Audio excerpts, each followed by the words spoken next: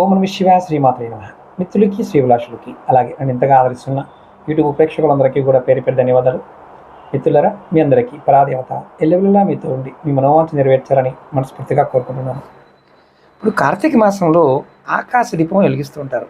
అసలు ఆకాశ దీపం యొక్క ప్రాముఖ్యత ఏంటి, దానికి ఉన్న అంతరార్థం ఏంటనేది ఈ వీడియోలో చెప్తాను.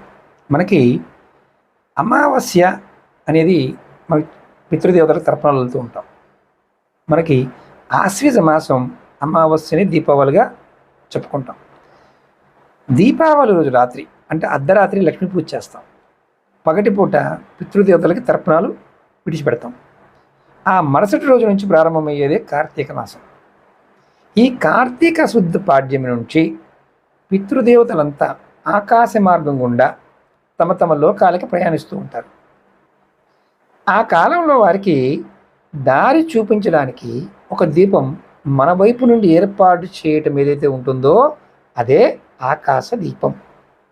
అంటే ఈ దీపం భూమి మీద వారికి వెలుగునియడానికి ఉద్దేశించింది కాదు అని దీని అర్థం.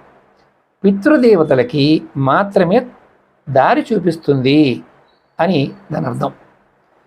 దీన్ని శివాలయాలలో ధ్వజస్తంభం పైభాగంలో ఏర్పాటు చేస్తారు. ఎవరైతే ఈ కార్తీక మాసంలో ఈ దీపాన్ని చూసి ఉంటారో వారు ఖచ్చితంగా కామెంట్ చేయండి. అలాగే అది కూడా కొండెక్కిపోకుండా ఉండడం కోసం చిన్నని చిల్లున్న గుండని పాత్రలో నిక్షిప్తం చేస్తారు.